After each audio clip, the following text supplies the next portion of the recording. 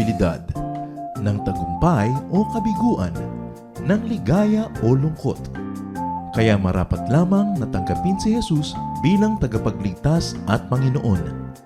At matapos yun ay panariwain ang katapatan at paglapit sa Kanya bawat araw o day by day. Ang day by day ay naglalayong umalalay sa pang-araw-araw na pamumuhay. Narito po si Kuya Ed Lapis sa mensaheng pinamagatang Relax, you have hidden wealth.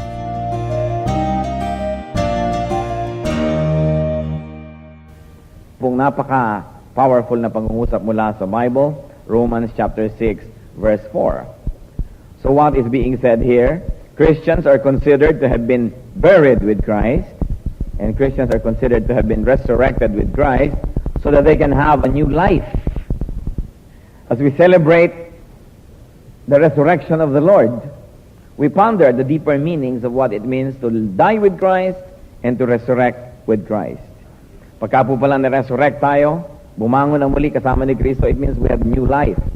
New life meaning salvation or the kingdom of God, and also a new lifestyle or righteousness. Ano po ang relevance ng resurrection ni Christ sa ating mga ikinakatakot sa buhay? Ano ang relevance that Christ rose from the dead sa pag-solve natin ang ating mga problema, sa pagharap natin sa mga malalaking mga challenges? What can having a new life mean when we get scared by what surrounds us? What can having a new life mean when we get scared by what we see? Pag talaga naman pong tinignan natin ang paligid, maraming bagay na nakakatakot. Pero ano ang kinalaman that Christ rose from the grave? Meron ba yung kinalaman sa ating mga takot at kinakatakutan? What peace can we have upon realizing more deeply what it means to have a new life, that Christ resurrected from the dead, that we are now resurrected with Him, and that we are God's children? 2 Corinthians 4:18 says, so we fix our eyes not on what is seen, but on what is unseen. For what is seen is temporary, but what is unseen is eternal. Ang kabaligtaran noon, ang nagbibigay sa atin ng takot. We focus on what is seen. Wala tayong tinititigan kundi yung nakikita, natatakot tuloy tayo. Samantala ang sabi ng scripture, ang titigan ay yung hindi nakikita. Pero ang tanong, paano makikita ang hindi nakikita? How can God's people have peace in spite of what they see? Ang atin pong pag-aaral to celebrate one of the meanings of Christ's resurrection, relax, you have hidden wealth. Ang mga anak ng Diyos, mayroong hidden wealth, or maybe we can say, God's many unseen provisions. Panginoong Diyos, kami po'y lumalapit sa inyo, tumihingi ng patnubay, na sa aming pagbubulay-bulay na yung salita, ay kasihan niyo po kami, Panginoon, na yung presensya. Samahan niyo nga po kami at nawangin niyo pong karunungan na imapa sa amin, maski man lang bahagi nito, at nang sa gayon maunawaan namin ng lalim at kahulugan na yung mga salita. Patuloy niyo po kaming linisin ng dugo ng iyong anak na si Jesus. Bigyan niyo kami ng kapangyarihang maunawaan ng iyong mga katuruan at sumunod sa mga ito. Lord, may you give us peace as well. Anything that will hinder your blessing. Bless our bodies. Ang mga nararamdamang mga sakit at kasakitan ay niyo pong pawiin. Bigyan kami ng ginhawa, Panginoon. Ang aming isip ay bigyan niyo po ng katahimik at kapayapaan mula sa aming mga suliranin at alalahanin, mga pangamba. At nasa gayon kami po ay lubos na makapakinig sa inyo. We reject and rebuke anything that will hinder your blessing today, and we drive away any presence of evil in the name of the Lord Jesus Christ. And we ask you, Holy Spirit, please lead us, please teach us. Glory to you, Father, in the name of Jesus Christ, our Lord and Savior. Meron pong isang kasaysayan sa Biblia na makakapagbigay ng napakalaking kalakasan sa atin to relax because we have hidden wealth. The king of Aram was at war with Israel. Elisha was the prophet at the time, and he kept warning the king of Israel about King Aram's plans and moves. In other words, itong kalaban na hari ng Israel ay hindi na makapanalo sapagkat lahat ng plano niya ay nabubunyag dito sa prophet na si Elisha at sinasabi naman ni Elisha sa hari ng Israel. Therefore, the king of Aram was always frustrated. Let us read portions of that story. 2 Kings chapter 6, verses 11 to 14. This enraged the king of Aram. He summoned his officers and demanded of them, Will you not tell me which of us is on the side of the king of Israel? None of us, my lord the king, said one of his officers. But Shah, the prophet who is in Israel, tells the king of Israel the very words you speak in your bedroom. Go, find out where he is, the king ordered, so I can send men and capture him. The report came back. He is in Dothan. Then he sent horses and chariots and a strong force there. They went by night and surrounded the city. Nagtataka ang hari ng Aram, bakit wala na silang galaw na hindi alam ng Israel? Ang mga plano nila ay lagi nilang nabibigo, parang alam na alam ng kalaban. At sabi niya, umami na nga kayo kung sino sa inyo dito ang nagbubunyag ng lihim natin. Bakit lahat ng plano natin ay nalalaman ng hari ng Israel? Sabi na kanyang mga tauhan, wala po sa amin nagtataksil sa inyo. Pero ang propetang si Elisha, nalalaman niya, pati ang mga salitang binibigkas niya sa loob ng inyong silid tulugan. Siya ang nagsasabi sa hari ng Israel kung anong lahat ng balak natin, kaya tayo hindi makapanalo. Sabi niya, bueno, alamin niyo kung nasaan yan at nang maipadakip, ipapahuli ko, magpapadala ko na isang malaking puwersa at nang siya ay mahuli. Nakakatakot kung iisipin. So the hidden wealth of God's children is what we're going to discuss based on this story. One of our hidden wealths are angels. Angels. Lumingali nga kayo at baka may katabi kayo. Kasi unseen. Ituloy natin ang istorya, 2 Kings 6:15 to 17. When the servant of the man of God got up and went out early the next morning, an army with horses and chariots had surrounded the city. "Oh, my we do?" the servant asked. "Don't be afraid," the prophet answered. "Those who are with us are more than those who are with them." And Elisha prayed, "O Lord, open his eyes so he may see." Then the Lord opened the servant's eyes, and he looked and saw the hills full of horses and chariots of fire all around Elisha. So, nagpadala ang king of Aram ng napakalaking grupo ng mga hukbo at pinaligiran nila ang buong lungsod. Marahil ang lungsod po ay parang valley surrounded by hills. Kaya pagising ng katulong na lalaki, nitong propeta ng Diyos, pagtingin niya sa paligid ay siya sobrang natakot. Sapagkat nakapaligid sa kabayuhan, mga hukbo, napakarami. At siya sobrang natakot. Sabi naman itong si Elisha, huwag kang matakot. Lord, pakibuksan niyo nga ang mata nito at nang makita niya ang hindi niya nakikita ngayon. At dininig ng Diyos ang dalangin, nakita bigla ng katulong na lalaki. Kung may nakapaligid sa kanilang mga kabayuhang kalaban, meron namang nakapaligid dito sa loob sa kanila ng mga chariots of fire. Napakaraming mga anghel. May mga nag-aapoy-apoy pa, kaya pala hindi makasugod-sugod yung mga kalaban. Meron silang proteksyong nakapaligid sa kanila.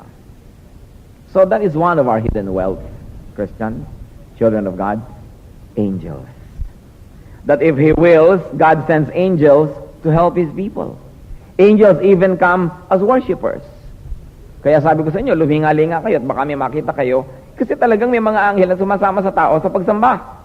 Kaya nga si Paul ay binalaan niya ang mga babae sa Korinto na maging maingat sa kanilang pananamit. Sabi niya, alang-alang sa mga anghel. Hindi lang mga tao ang kasama natin, may mga anghel din. Kailangang igalang din ang kanilang presensya. At kung ano man ang ibig sabihin ng alang-alang sa mga anghel, ay kailangan daw maging maingat sa pananamit yung kababaihan. Angels present themselves as humans, as strangers, as guests. Kaya sabi sa Hebrews 13 verse 2, "Do not forget to entertain strangers, for by so doing, some people have entertained angels without knowing it." So mahalaga pong isipin natin na hindi tayo naman nag-iisa. Napasasamahan tayo ng Diyos sa mga anghel.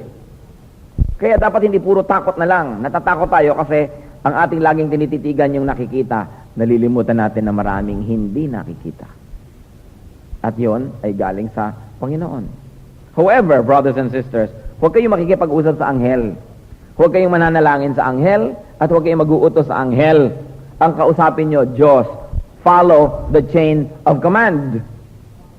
Kaya halimbawa nasa bahay kayo ng may bahay, meron dong katulong, meron dong mga tauhan, huwag kayo doon diretso humihingi ng kakainin, ng inumin, o kung ano-ano man, sabihin nyo doon sa kanyang amo. At yung amo ang kakausap sa kanya namang mga tauhan, chain of command. Mamaya nakikialam na pala kayo. So, ganun din, may chain of command. The angels take their commands from God, not from people. Kaya huwag na lang natin silang kausapin. Ang kausapin natin, Diyos, they take their orders from Jesus, from the Lord. So, pray to God. Respect the chain of command. So, Christians, what is your first hidden wealth? Angels. Huwag niyong kakalimutan yon para hindi kayo lagi matatakutin. Lagi na lang kinakabahan. There is a greater hidden wealth, God Himself. God is our hidden wealth. Matthew 6:6, but when you pray, go into your room, close the door, and pray to your Father who is church, unseen. God is unseen, but it doesn't mean God is not there. Kaya huwag kinakabahan. God, though unseen, is always with us. Napakaganda ng sinabi sa Psalm 139, verses 7 to 12. Where can I go from your spirit? Where can I flee from your presence? If I go up to the heavens, you are there. If I make my bed in the depths, you are there. If I rise on the wings of the dawn, if I settle on the far side of the sea, even there, your hand will guide me. Your right hand will hold me fast. If I say, surely the darkness will hide me, and the light become night around me, even the darkness will not be dark to you. The night will shine like the day, for darkness is as light to you. Saan daw ako pwede magtago mula sa inyo, O Panginoon? Wala. Kahit ako sumakay doon sa mga pakpak ng bukang liwayway, hindi ko kayo mauunahan. Nandun na rin kayo pagdating ko. Kahit ako pumunta doon sa kabilang pampang ng malayong dagat, nandun pa rin kayo. Kahit ako lumusong at sumisid sa kalaliman at pusod ng dagat, naroon pa rin kayo. At kahit ako magtago sa dilim, naroon pa rin kayo. At sa inyo, ang dilim ay liwanag. Kaya mga Kristiyano, yung mga tatago-tago sa mga dilim-dilim, sulok-sulok, gilid-gilid, gumagawa ng kasalanan, huwag niyong linlangin ang sarili niyo. Dahil nandun din ang Diyos at kita rin tayo. Nandun din kuminsan si Satanas, kita ka rin. Walang naililihim. So Christians sin, but Christians sin in broad daylight. Because as far as God is concerned, there is no darkness. So, huwag kayong natakot sa dilim. Baka may mumu. Baka lang. Pero there is one thing sure. Nandun ang Diyos. Kaya hindi ka dapat natatakot. Yung dilim para lang sa mata ng tao. Kita nyo yung mga sundalo ng Amerika, hindi nadidiliman sa dilim. Meron silang mga gadget. Kita rin nila yung nasa dilim. Sundalo lang yun, tao lang yun. Lalo ang Diyos. Kita niya rin yung dilim-dilim ang dilim. Una, malaking comfort sa atin yan na wala naman palang dilim sa Diyos. So, kayang-kaya niya ako i-protect. Yung mga nagtatago sa dilim para ako saktan, kita rin ang Diyos. Alam niya. Pero yan ay isa ring warning na wala rin tayong maitatago sa dilim. Maaaring kumisan, maitago niyo sa kapatiran, maitago niyo sa pastor, sa inyong Bible study teacher, sa inyong magulang, pero hindi yan na itatago sa Diyos. Kaya huwag na nating linlangin ang mga sarili natin. Huwag ka na pumupunta-punta sa dilim para magkasala, tigilan. Sapagkat kitang-kita at alam na alam. Pati thoughts pa lang natin, iniisip pa lang natin, alam na ng Diyos. Kaya kuminsan, nakakalinlang ka ng kapwa, nagbabait-baitan ka, naggaganyan-ganyanan ka, pero alam din ng Diyos pati isip natin. Kaya ang mahalaga, alalahanin natin. Sabihin niya sa katabi niyo, kita ka ng Diyos. Kahit nasa dilim ka. Napakagandang maalala. No? Huwag niyo lang ginagawang biro, totoong-totoo. Ano pa ang ating hidden wealth? God's plan. Alam niyo ba ang plano para sa inyo ng Diyos na lahat-lahat? Hindi. Hindi natin alam. Pero hidden wealth natin yan dahil alam ng Diyos. Anong sabi ng Jeremiah 29:11? For I know the plans I have for you, declares the Lord. Plans to prosper you and not to harm you. Plans to give you hope and a future. May plano pala sa atin ng Diyos. May plano siya sa kanyang anak, and all his children can claim this because this is a universal truth that God is a perfect planner. That God, hindi pa tsamba-tsamba, meron siyang plano. So God has a plan for his children. And that is our hidden wealth. May plano siyang maganda to prosper us, not to harm, to give us hope and a future. That plan may not always be known to us. That plan may not always be clear. That plan may not always be perfectly understandable to us. But it is clear to him It's understandable to Him, and what matters is that He has that plan. Kayamanan natin yung plan na yon. Sapagkat yun ang step by step na mangyayari sa iyong buhay. Dapat, kung ikaw naman ay magko-cooperate at susunod, kumisan pinag-aagaw-agawan daw yung mga plano ng kayamanan ng mga pirata, plano at mapa ng kayamanan ni Yamashita at kung sino-sino pa. Pero yung plano at mapa ng Diyos para sa atin, yan ang tunay na kayamanan. Because it will show us to the fullest meaning of life. So we have that power. Nakakatatlo na tayo ng hidden wealth. Pakireview nyo sa inyong katabi. Anong una? Angels. God and God's plan. May pang-apat pa. Hidden wealth. Prayer. Grabing hidden wealth. Yan. Prayer moves mountains. Prayer changes things.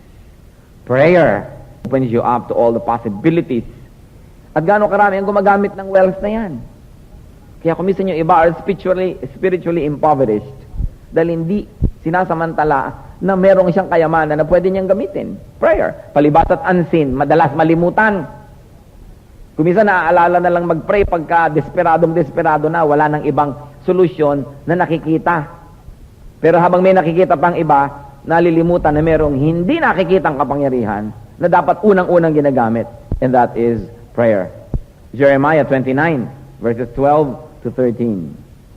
Then you will call upon me and come and pray to me, and I will listen to you. You seek me and find me when you seek me with all your heart. Matthew 7, verses 7 to 8. Ask, and it will be given to you. Seek, and you will find. Knock, and the door will be open to you. For everyone who asks, what happens? Receives. He who seeks, finds. And he who knocks, the door will be opened. So, kung hindi ka nakakakita kaninong kasalanan, hindi ka siguro humihingi. Hindi ka naghahanap. Kasi sabi, ang humihingi binibigyan. Ang naghahanap, nakakakita. Ang kumakatok, pinagbubuksan. Ngayon, kasi natin ginagawa ko lahat yan, ba't hindi mangyari? Well, hindi pa siguro nangyayari dahil sa timing. Pero abangan mo. O kaya suriin ang sarili dahil baka mali ang mga motibo. Kaya we are not asking according to God's will. But the Bible says when we ask according to His will, He hears us. Kaya kasama po ng isang matinong prayer, yung alin natin ang kalooban ng Diyos. Kilalanin natin siya sa pamamagitan ng kanyang salita. Di malalaman natin kung ano yung mga bagay na ayaw niya at gusto. Then you ask according to His will, and the Bible says He hears. Prayer is wealth. Prayer is power. Because prayer connects us to God, to the power Himself, to the wealth with a capital W Himself, who is God. May panglima pa tayong hidden wealth, and that is faith. Pananalig, pananampalataya, paniniwala. Faith can move mountains. Matthew 21:22. If you believe, you will receive whatever you ask for in prayer. Pananampalataya. Yung taong maraming salapi na walang pananampalataya at yung taong walang salapi na matibay ang pananampalataya, yun ang tunay na merong wealth. Because if you believe, you will receive whatever you ask for in prayer. Paniniwala, of course, limits and within the confines of the truth. Eh kung ang pinaniniwalaan mo, falsehood, hindi rin yan mangyayari. Kailangan truth. It is the truth. And Jesus is the truth. Kaya yung pinaniniwalaan din natin, dapat ay tama, dapat ay biblical, at dapat ay consistent with the character and the teachings of the truth Himself, who is Jesus Christ. Another hidden wealth of believers, spiritual gifts. Merong ibinigay sa ating mga espiritual na mga kaloob, kapangyarihan, kakayahan na ibinigay ang Diyos. 1 Corinthians 12:11. All these are the work of one and the same Spirit, and He gives to each one just as He determines.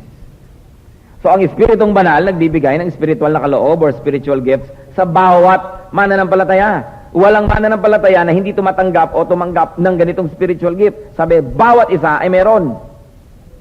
At sino ang namimili para ibigay yon? Ang Espiritu, just as He determines. Hindi tao ang pumipili ng gift niya, kundi ang Espiritu. Para nga naman merong kaayusan, baka naman lahat ang hingin the same gift, then lahat yun na, siksikan na doon, tapos yung ibang gifts, walang meron. Kaya tuloy, kulang-kulang ang ministration ng mga Kristiyano sa isa't isa. That's why the Holy Spirit gives each one a gift. So that it is made sure that all the gifts are given, and therefore all the needs will be met. Hindi pare-pareho, hindi magkakamuka. At ang Espiritu ang nagpapasya. Mahalagang isipin. 1 Corinthians 12, verse 7, now to each one, the manifestation of the Spirit is given for the common good. Bawat isa binibigyan para sa ikabubuti ng lahat. Kaya ang spiritual gift na yan, isa rin yung hidden wealth ng church. Kung ang bawat isang tao, yung gift na ibinigay sa kanya, yung kakayahan, yung kapangyarihan, ay isusuko niya sa church, isusurrender niya, magpapagamit siya sa pagkilos ng Espiritu Santo.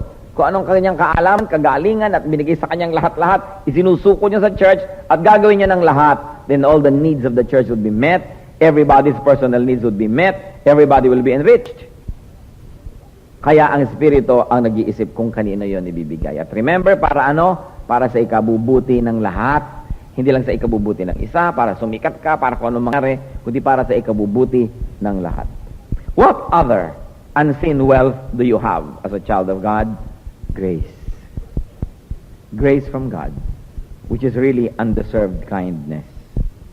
Ephesians 4:7, but to each one of us, grace has been given as Christ apportioned it. Grace unto salvation, grace unto perfection, grace for everyday life. Yung bang binibigyan tayo ng mga kaloob na di naman tayo karapat-dapat tumanggap. Yung tayo pinapatawad sa hindi matapos-tapos nating mga pagkakamali. Yung tayo'y tinanggap kahit pa sa ang sulok at dilim na pusali tayo hinugot. Tinatanggap tayo ng Diyos. That is wealth.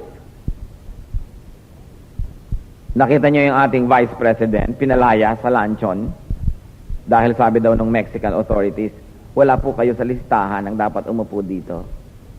Matapos nilang imbitahin ang sarili nating Vice President, ay sinabing, hindi po kayo karapat-dapat umupo. Wala sa listahan. So, hindi dapat. Pero tayo, inilista ng Diyos ang ating pangalan sa kanyang Book of Life. Nung tinanggap natin si Jesus bilang Panginoon at tagapagligtas. Grace. Karapat-dapat ka na yung umupo doon sa kainan, sa bangkete ng Diyos, dahil nakalista ang iyong pangalan. Of course, nagkamali lang yung mga Mexican officials dyan. No? Dahil inimbita naman talaga nila yung representative ng ating Pangulo. Tapos ngayon, nung nandun na, pinapaalis nila. Pero hindi yun mangyayari sa mga anak ng Diyos. Are you sure now that your name is written in heaven? That's important. Dahil walang mga Meksikano at Meksikana na pabaya na magsasabing wala po kayo sa listahan. Pag dumating mga anghel, alam nila nakalista kayo, welcome. That is wealth. Ano pa ang wealth natin? Heavenly inheritance. Yung mamanahin natin sa Diyos. Alam niyo yung mga minamanang mabubuting bagay? Many of them we do not deserve. Only because God is so gracious. Matthew 25:34. Then the king will say to those on his right, come, you who are blessed by my Father. Take your inheritance, the kingdom prepared for you since the creation of the world. Kayo palang nakaupo dyan. May naghihintay pala sa inyong kaharian ng Diyos na noong pa man, hinanda na. Sabihin nyo nga sa katabi nyo, ikaw na nakaupo dyan. May naghihintay pala sa iyong kingdom. Ha? So, ba't ganyan ang itsura mo? Diba? Bakit ka malungkot? Bakit ka walang pag-asa? Bakit ka parang natatakot? May nag-aantay pala sa iyong pagkaming kayamanang inihanda ng Diyos noong pa man. Inihanda niya para sa kanyang mga anak. A heavenly inheritance. Behave like you are going to inherit great wealth because you will. Napakahalaga na kilala natin kung sino tayo, sino ang ating magulang, ang Diyos sa langit. Hindi yung nagbe-behave tayo na nagpapaka-chip-chip kung minsan. Nalilimutan mong anak ka ng Diyos. Nalilimutan mong dapat lagi kang may dignity. Hindi ka dapat tatanghod-tanghod sa iba. Hindi ka susunod-sunod, bubuntot-buntot, lumilimos-limos ng konting pag-ibig. Sinasangla-sangla ang kaluluwa, maibig lang. Because you are a child of God. Meron kang future, meron kang hope. In fact, meron ka dapat present. The present time should also be glorious because you belong to God. Colossians 1:12, giving thanks to the Father who has qualified you to share in the inheritance of the saints in the kingdom of light. Yan ang naghihintay sa mga anak ng Diyos. 1 Peter 1:14 is also equally interesting. 1:4 rather, and into an inheritance that can never perish, spoil or fade, kept in heaven for you. Yung mga iba meron lang 10,000, ayaw ipasok sa bangko. Naku, baka magsara yung bangko. Ilalagay ko na lang dito sa buslo. No? Pag may 1 million lalo, nakakatakot naman yata ipagtiwala sa ating mga bangko. Baka biglang magkudeta, magsara. Kung ano-ano kinakatakot. Well, kumisan, may basis yung ganyan mga fears. Pero yung kayamanan nyo na ipapamana ng Diyos, saan nakatago? In heaven. Kept in heaven for you. Sabi ng verse. So, sinong aagaw doon? Sino magnanakaw? That's why the people of God have this great hidden wealth. Pakireview nyo nga sa inyong katabi ang 8 hidden wealth na yan. I-check nyo nga ang inyong katabi. Sige na. Lalo yung ayaw kumibo na basta hindi ako mag-check. Ayaw ako magsalita. Ang baduy. Ganyan. Sige. Tanungin nyo nga 8. Review.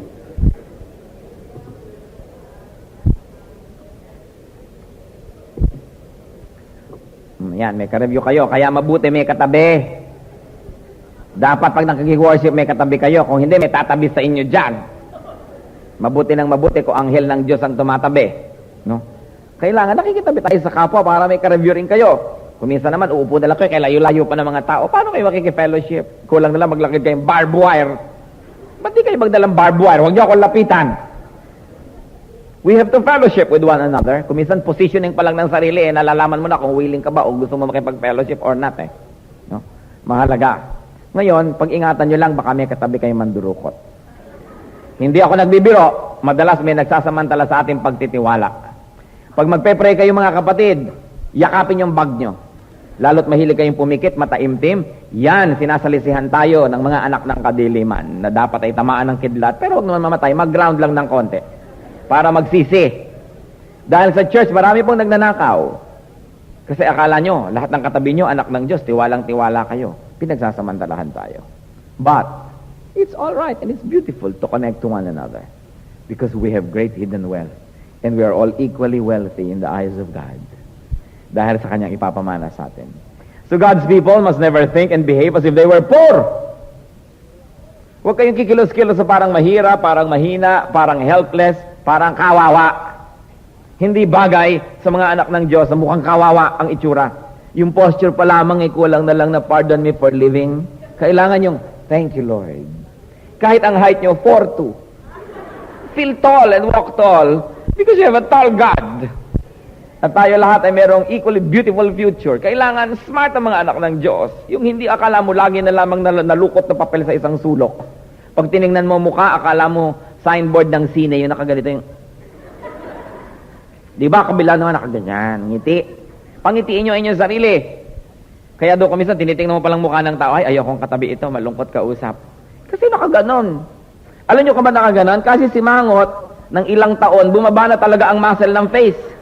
Pero kung ngiti kayo ng ngiti, napapataas yan. Kaya ang symbol ng kaligayahan, hindi ba, ng pelikula, nakaganon, at yung kalungkutan, nakaganyan. Mata nyo man, kung nakaganyan, hindi ba, mukha namang kaya lungkot-lungkot ng buhay. Pero kung lagi kasi kayong masaya, ngumingiti, napapataas talaga yung sulok na yun. Namamasahe ng inyong ngiti ang inyong muka. That's why yan ang pinakamagandang facial, ngiti. Ngitian nyo nga katabi nyo, practice. O yung iba, ganyan na nga. Basta hindi ako ngingiti. Ayaw ka. Naku, kakainin kayo ng silyang inuupan nyo. Mahalaga. Meron tayong future. Relax. You have hidden wealth.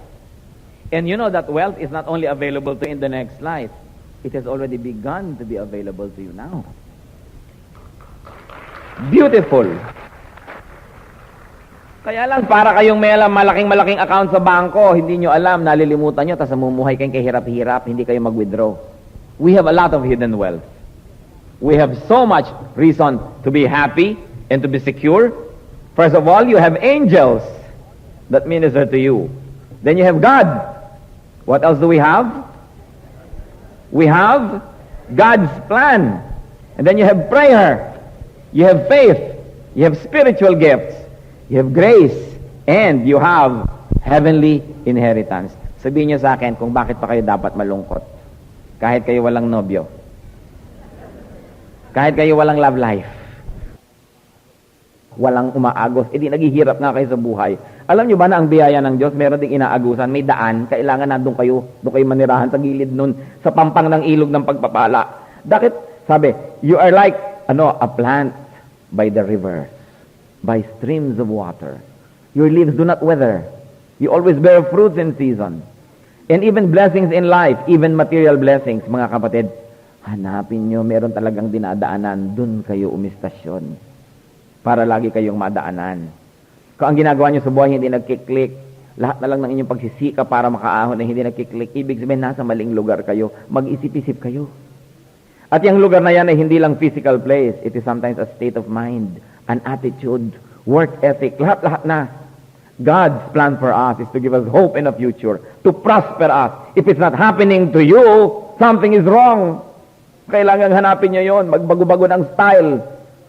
Hindi na nga nagwo-work yung style yan, hindi pa pinapalitan. At alam nyo, ang pinakamalaking paraan para kayo dalawin ng dilubyo, yung magmukha kayong dilubyo. Yung ang itsura mo, ang attitude mo, ang behavior mo, negative na negative, lagi na lang hindi pwede yan, mahirap yan, ayoko, puro ganon, talagang iilap sa inyong grasya ng Diyos. Lalo ang pera. Alam nyo ba ang pera ay mahilig sa kapwa pera?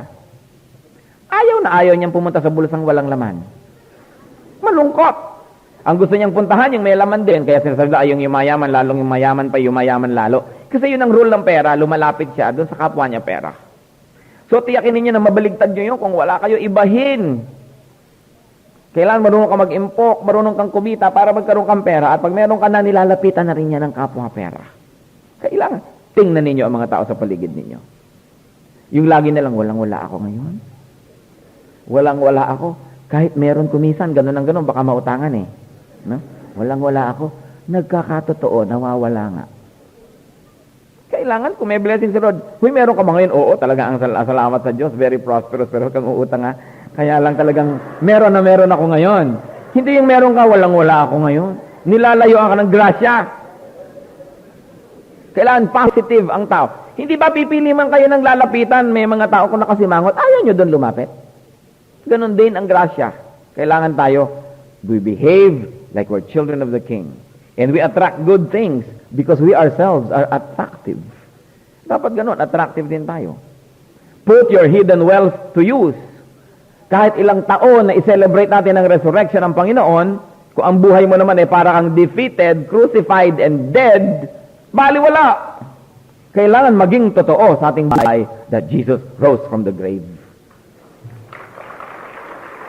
Na natalo niya ang lahat-lahat ng ibig sabihin ng kamatayan, yung lungkot, hirap, kawalan ng pag-asa. Natalo na yun eh. Hindi na dapat doon nabubuhay ang Kristiyano, kundi nabubuhay tayo na, the Lord is alive, and He is my God, and He is everywhere.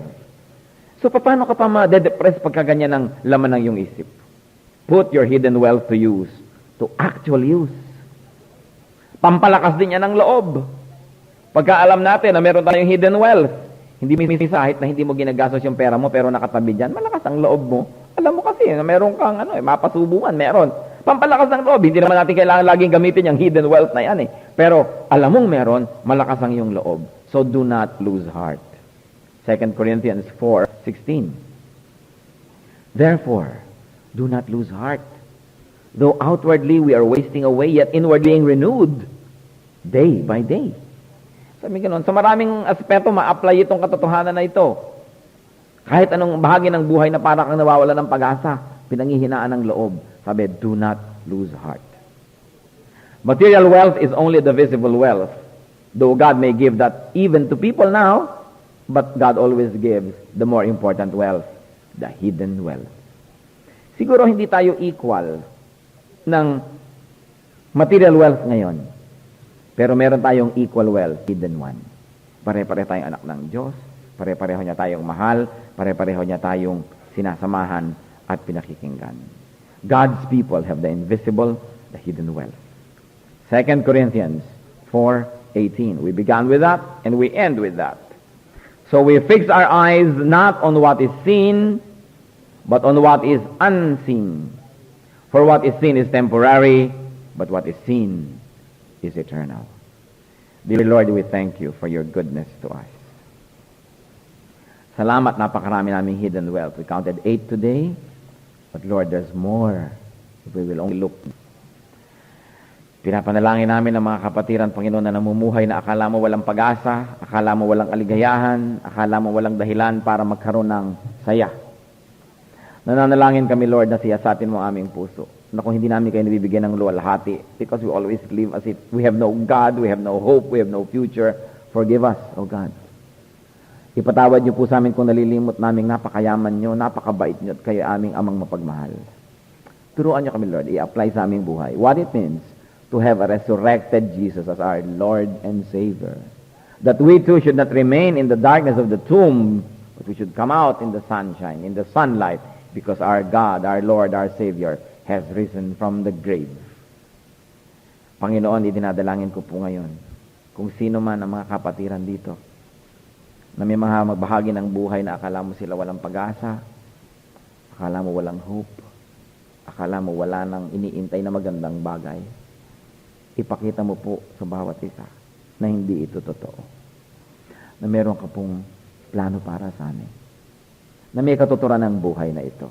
Na hindi lang kami dapat maghintay ng kamatayan, kundi ipagdiwang ang bawat araw na ipinahihiram mo, sapagkat ito'y punong-puno ng iyong kabutihan, pagpapala at pag-ibig. Give us the eyes to see the unseen, O God. Give us ears to hear what we cannot otherwise hear because of the noise of the world that fills us. Help us, Father, to see our hidden wealth, so we can always be rejoicing, thankful, and grateful to you. We thank you, Father, in Jesus' mighty name.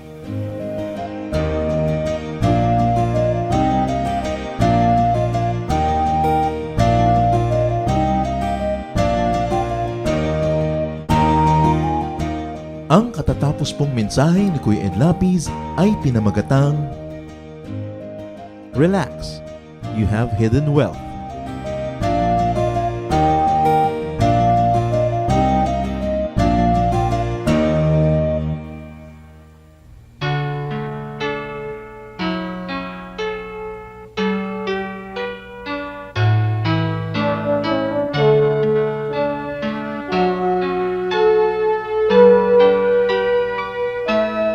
Kahit lagi ang pasakit dito sa buhay ko, kahit lagi ang pagluha dito sa buhay ko, sakali man itong aking pamatok, ubod ng bigat, sa tulong mo, Jesus, nakakaya ang lahat. Kung sakaling ang ligaya'y di pa natagpuan, kung sakaling ang ginhawa'y di pa nakakamtan, sa piling mo, Jesus, ako ay lagi nang nakatanaw sa langit mong laan, di na mamamanglaw. Pagtitiis, pagtitiis ang kailangan kong mabatid, kaya't ikaw, Panginoon, ang aking tutularan. Pagtitiis, pagtitiis ang kailangan kong mabatid, ang buhay ko ay lalago kung mayroong pagtitiis.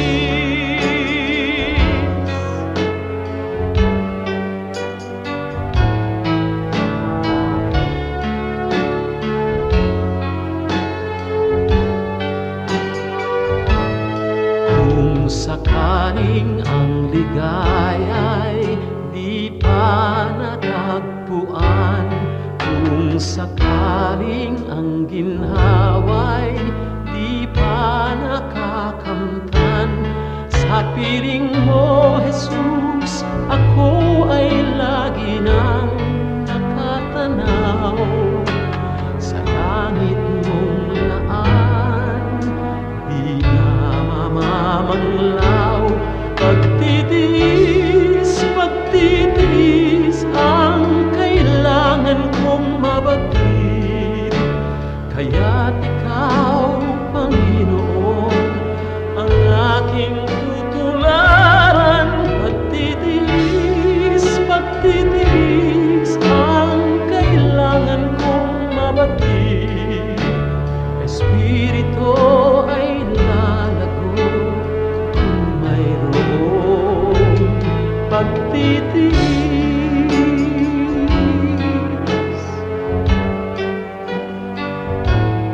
Magtitiis.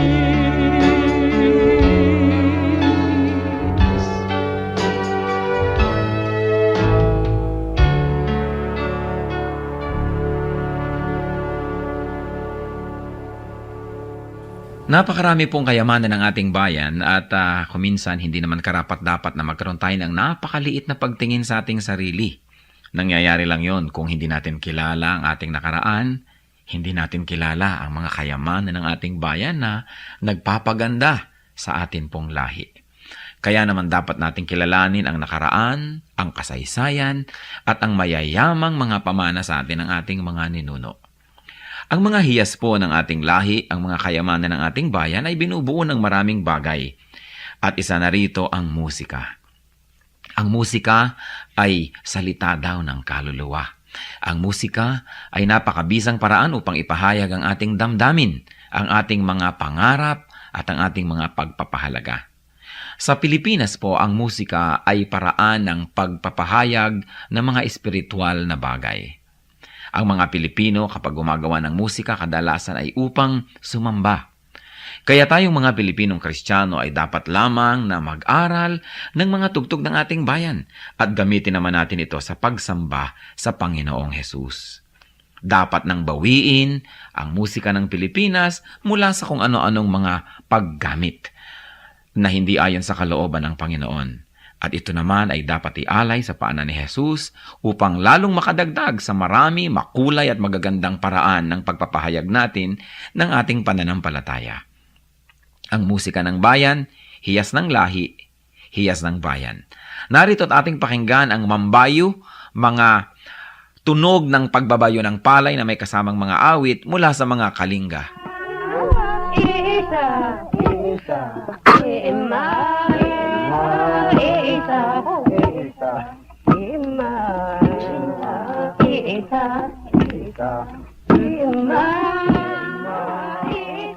Ang mambabayo ay isang karaniwang gawain ng mga kalinga at ito ay pagbabayo ng palay.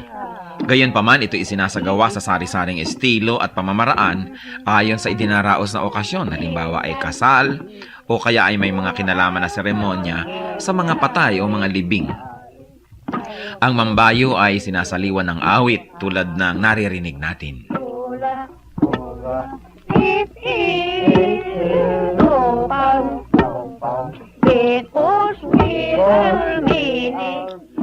Ang sinasaliwan ng awit na pagbabayo ng palay ay ginagampanan ng 8 kababaihan at sinasagot naman ng mga kalalakihan.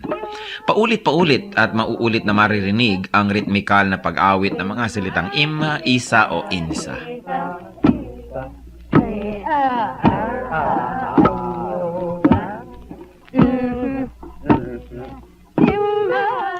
Kasabay nito ang kanilang pagbabayo.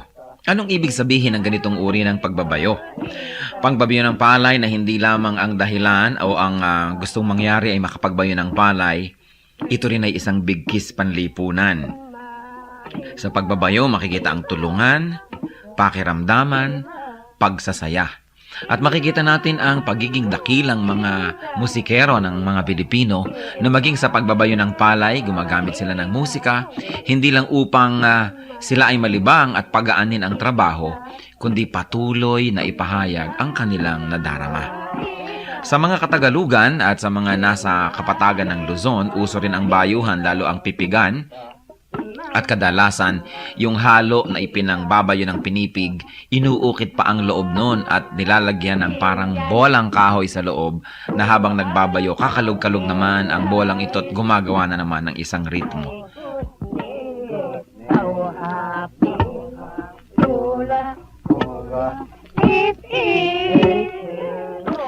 Yan po ang mambayo, ang pagbabayo ng palay na may saliw ng mga awitan ng mga kalinga.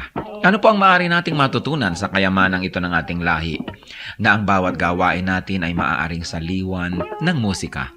Lalong-lalo naman ang pagsamba natin sa Panginoon, ang ating mga paglilingkod, na sa paglalagay natin at paglalapat ng musika, hindi lang gumagaan ang ating trabaho, kundi na ipapahayag din natin ang ating damdamin. Musika ng bayan, kayamanan ng ating lahi, hiyas na dapat makilala at ingatan.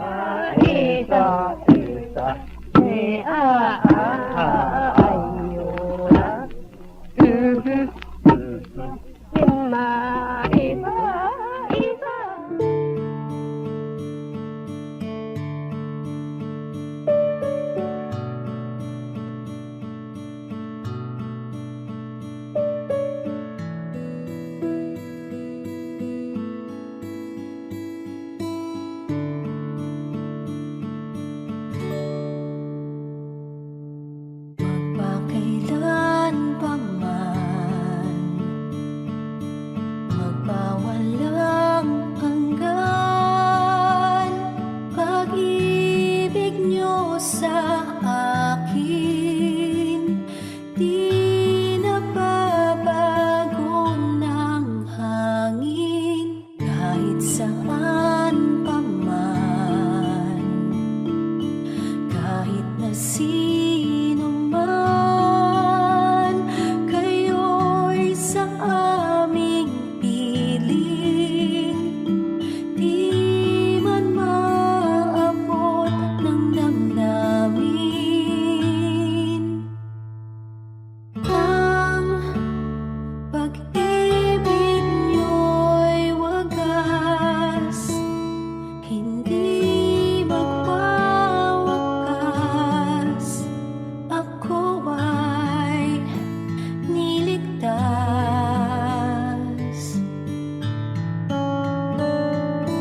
At pag-ibig niyo'y sapat, sa akin ay tapat, kahit na di ako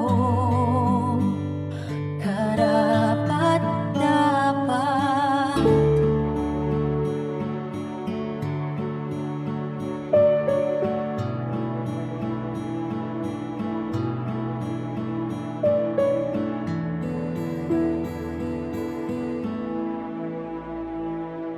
Magpakailan pa man,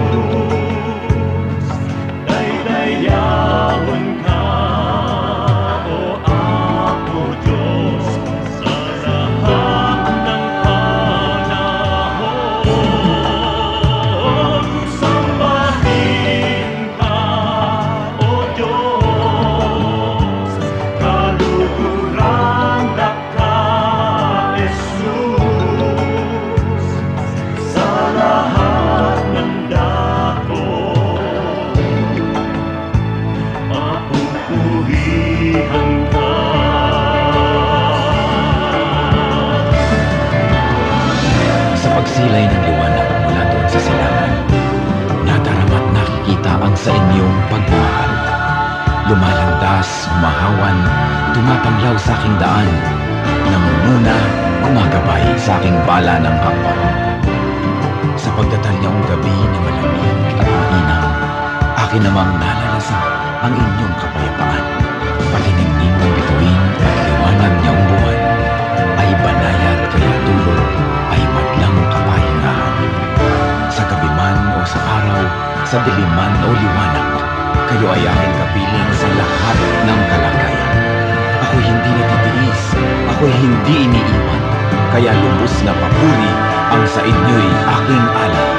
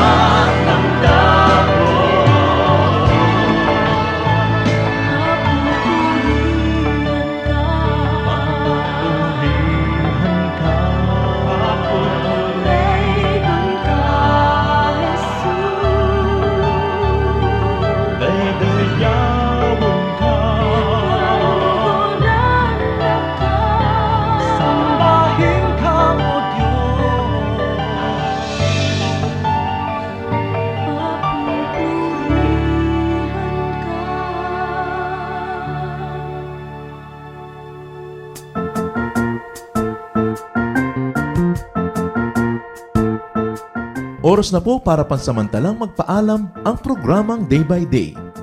Tayo po'y magsama-sama tuwing ika-6 hanggang ika-7 ng umaga, araw-araw.